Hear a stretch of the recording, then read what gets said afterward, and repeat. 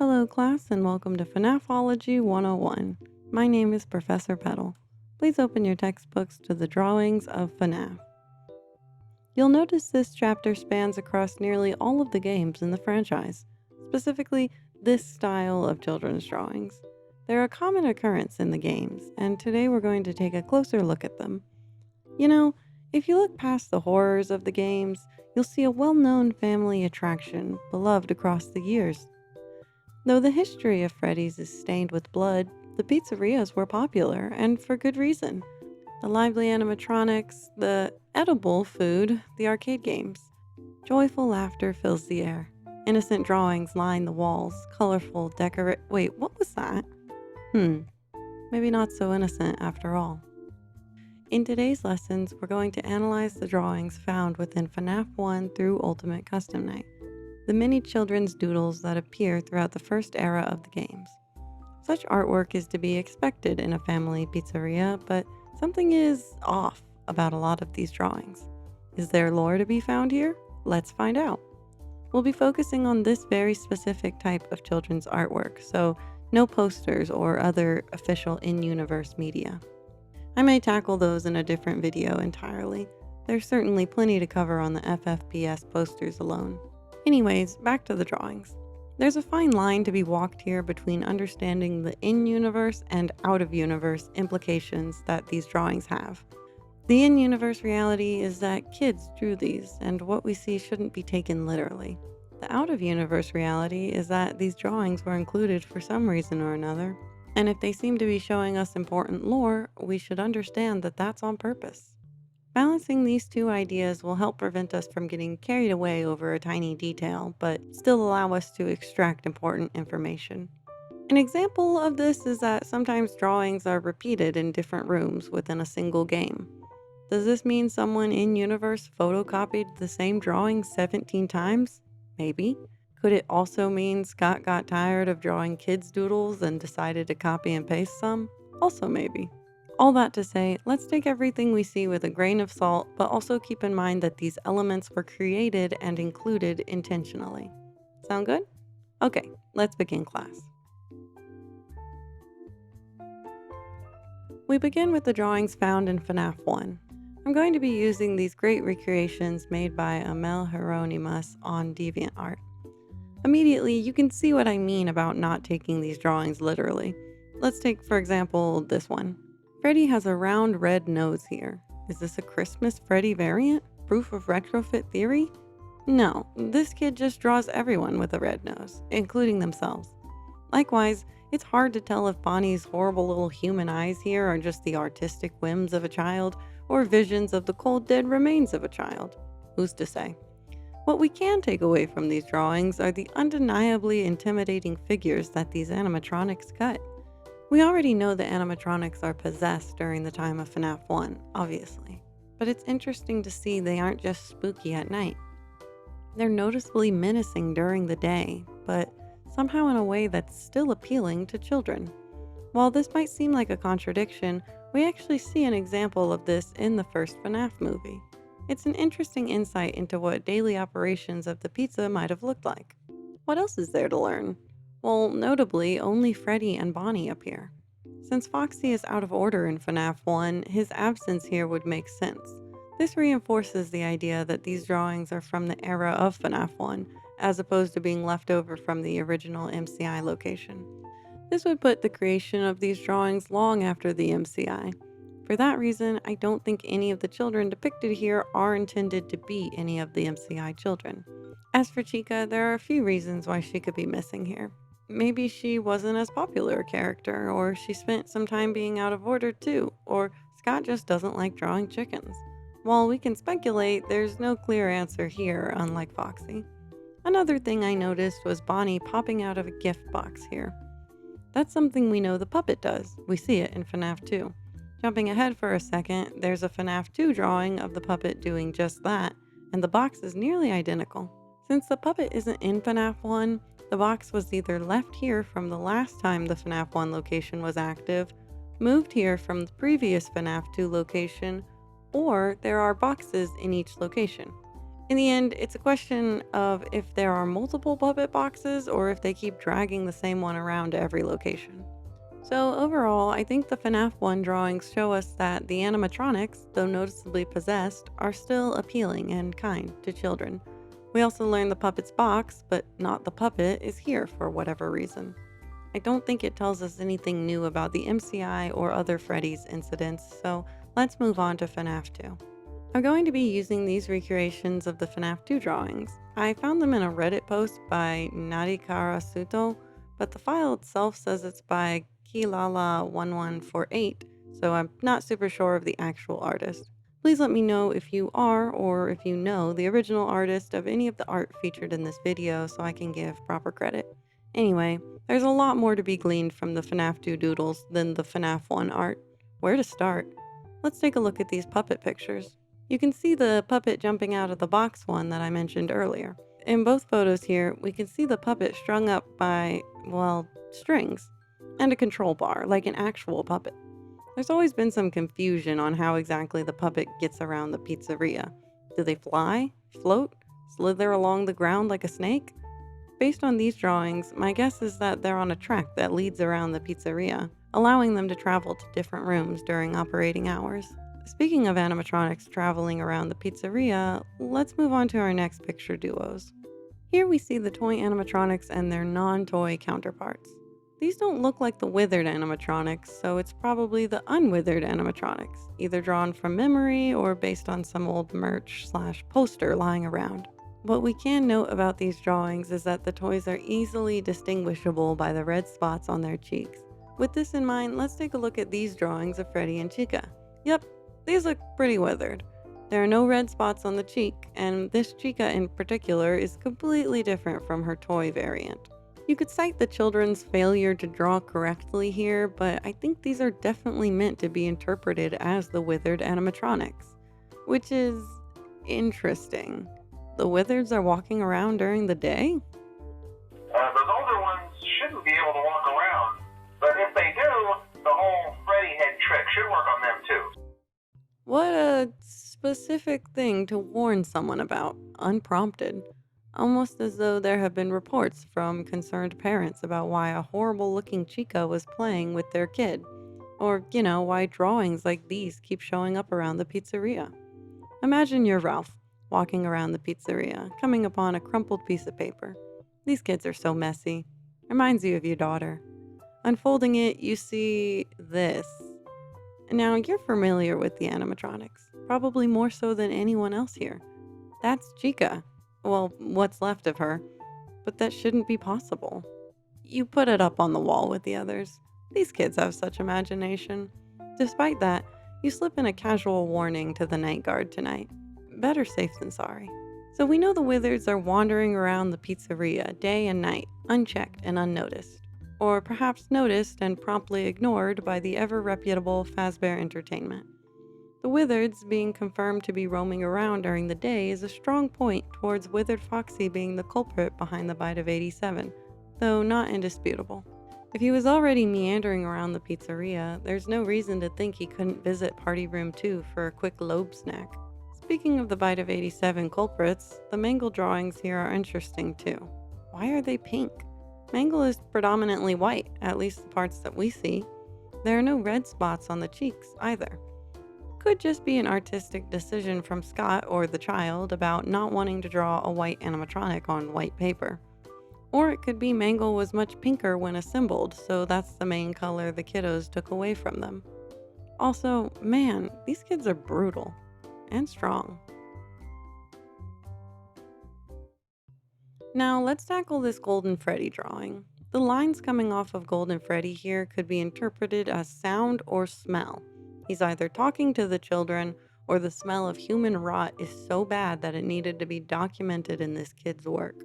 If it was the latter, however, I think we would see similar lines on the drawings of the other wizards, but we don't. For that reason, I believe they are sound lines. Why is Golden Freddy talking to children? He's not. Well, I mean, the kid possessing him isn't. It's the person wearing the suit. I covered this in a previous video, but I'll reiterate it here. According to the old MCI era tapes from FNAF 3, By the time of FNAF 2, the Spring Bonnie Springlock suit should have been locked away in the safe room of the FNAF 1 location. If Spring Bonnie isn't here, then we've only got one other option for a yellow wearable suit, Fredbear or Golden Freddy. Look at the children in this photo. They're all facing away, except for one. He's being led away by someone in a yellow suit. It's happening again. You may be asking how the kid drew this if he was led away and subsequently murdered. Well, he wasn't. He escaped his fate. The bear spoke to him, told him to follow, but his friends called him away at the last minute, saving his life. Now you're probably asking why Afton didn't get springlocked while wearing this suit to commit miscellaneous crimes. Well, in the technical sense, there was no reason to think it shouldn't be in working condition. His outer shell looks a little busted, but the spring locks inside could be in tip-top shape for all we know. The Spring Bonnie springlock suit seized due to water, and there's no evidence that this suit has been exposed to water. We can also assume Afton knows how to wear the suit without endangering himself, so spring locking shouldn't be an issue here in terms of the mechanics of the suit itself. In the child possessing the suit kills Afton because duh, since yes, I'm sure they would kill him if they could. But given what we've learned here, it doesn't seem like they can. It seems like Golden Freddy is unable to move in general, which is why they're always slumped over or appearing as a hallucination instead of walking around like the other animatronics. If they can't control the suit, then they probably can't control the spring locks within the suit either. So from this drawing, we learn that the Golden Freddy suit was the one used to commit the DCI, and that the entity possessing Golden Freddy wasn't able to do anything about it. We also know Afton tried and failed to lead away at least one child. Why does all of this matter? I, again, covered this topic in a previous video, but to sum it up, it gives us some insight into the motivations behind Golden Freddy's desire for revenge. Your own vessel being used to commit more murders would be a horrifying experience, perhaps even one worthy of eternal torment. Why is he looking at me like that? I hate this. I hate him. We'll cover FNAF 3's drawings in this chapter.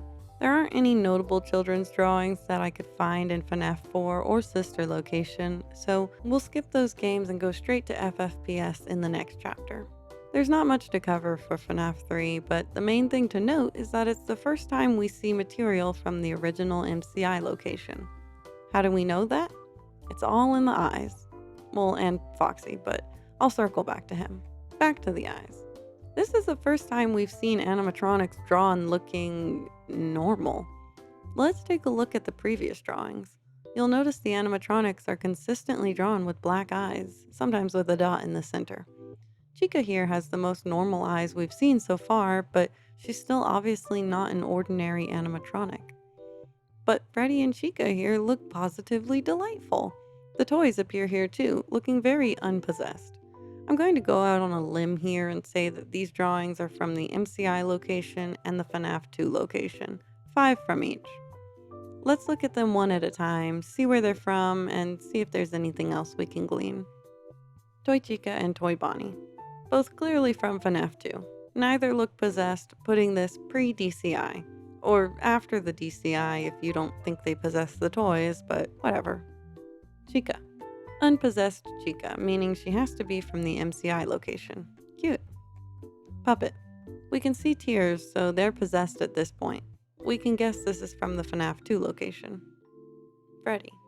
Despite the possessed eyes here, I'm going to say that this is unwithered OG Freddy from the MCI location after the MCI occurred. There's a drawing of what I believe to be withered Freddy in a bit here, and he looks noticeably worse. This guy is standing up straight, performing with a smile on his face for the crowd. What a gentleman. Foxy.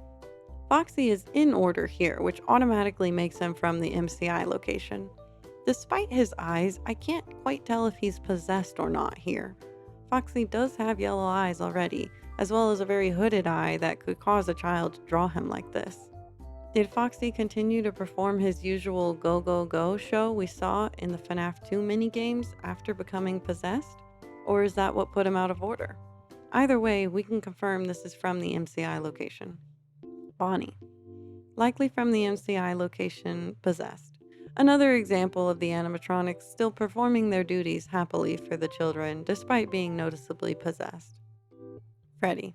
This is Unwithered Freddy from the MCI location before any possession. He looks so nice here. It's easy to get wrapped up in the doom and gloom of FNAF's story, so it's always nice to see a reminder of the legitimately good times had here at the pizzerias. Withered Freddy. This is the other Freddy I mentioned earlier. He looks rough. I'm going to guess this is Withered Freddy from the FNAF 2 location, Possessed. Balloon Boy. I hate him. So, like I said, not much to gather here. It's cool to see some cute unpossessed animatronic art from the original location. It also means the children in the unpossessed animatronic photos could very well be depictions of the MCI/DCI before their murders, which is also cool, but in a more gruesome way. Moving on to the FFPS drawings, I wasn't able to locate any high-resolution recreations of these, so we're going to have to make do with regular old screenshots. Like I said earlier, I'm not going to go over the posters that can be found outside the building when you're salvaging animatronics. We're looking at this specific style of children's drawings, and that's a whole nother rabbit hole to go down that we don't have time for today.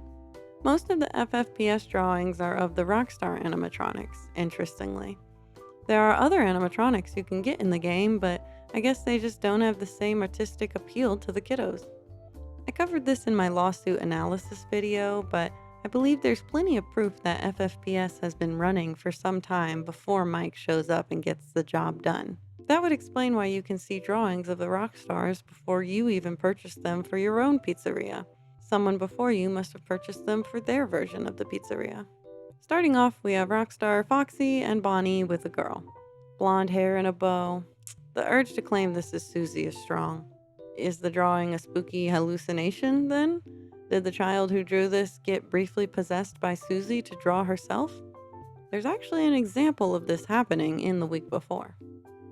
Something overcomes you, and you begin singing Happy Birthday softly. You're giving away your location, your only advantage, but somehow Chica keeps staring at the burning candle. When you get to the part where you name the birthday person, a name pops into your head. Happy birthday, dear Susie. Happy birthday to you. Chica lets out an anguished scream and smashes the cupcake with a hand. She storms out of the kitchen, wailing. So it very well could have been some supernatural force that caused a child to draw someone who could be Susie. Or just another blonde kid. It doesn't make too much of a difference either way. Moving on, we have a kid eating pizza. Not much to say here. Let's switch to the other wall. We've got Rockstar Foxy, identifiable by his bird companion, and Rockstar Chica with her maracas. We've got a kid with a cake. Then there is, of course, our beloved clown friend to the left. There are many different interpretations for this fellow. It could be an old image of Jackie from Secret of the Mimic, a representative of Scrap or regular baby / Elizabeth herself, this awful juice clown, or general spooky shenanigans. There's an abnormally large amount of red-haired, green-eyed clowns in FNAF, isn't there? Luckily, the drawings in the front of the office are easier to make out. We've got all the rock stars together, Lefty, who we'll circle back to shortly, and Golden Toy Rockstar Fredbear? What? Who is this? The simplest answer is a failure to properly color Rockstar Freddy. The other answer is a weird golden hallucination, or another case of artist possession, like with the potential Susie drawing. The animatronic itself doesn't look possessed, though. Unfortunately, I'm going to go with the boring answer of they were just out of brown crayons to explain away the goldenness here, but let me know if you have any better explanations for this golden mystery. Now for Lefty. Not looking too good there, buddy. Lefty is clearly showing possessed behavior, or at least the behavior of a vessel for a possessed being, which apparently translates to twitchy. It's unclear how much control the puppet has over Lefty at this point in time, or vice versa. Enough to try to kill Mike, but not enough to escape.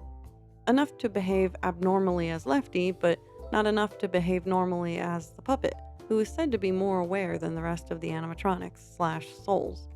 Either way, it's interesting to see that Lefty isn't completely effective at containing or controlling the puppet here. As for Ultimate Custom Night, there aren't any new drawings. There are some of the ones from FNAF 1 and FNAF 3 scattered about. I think it's interesting there aren't any from FNAF 2, at least not that I noticed. Almost like some horrifying event happened there that the creator of UCN would not want to relive. Think about it. Drawings from the original location would have happy memories of the good times at Freddy's before Afton got stab happy. The happiest days of birthday parties and arcade games. The few drawings of FNAF 3 are specifically of the original location as well. The FNAF 2 drawings, such as the one of Golden Freddy trying to lead away a child, would of course not be included here if the creator of this world was the very one stuck inside that suit. And the only thing that really happened at that location was horrible murders. No happy memories made here. So, what have we learned? The FNAF 1 drawings showed us that the animatronics, though noticeably possessed, are still appealing and kind to children. We discovered the puppet's box, but not the puppet, is present in the FNAF 1 location. The FNAF 2 drawings showed us how the puppet navigates the pizzeria, likely attached to a track via strings and a puppeteering control bar. It showed us the withered animatronics were very much walking around during the day and interacting with children, enough to be documented in multiple drawings.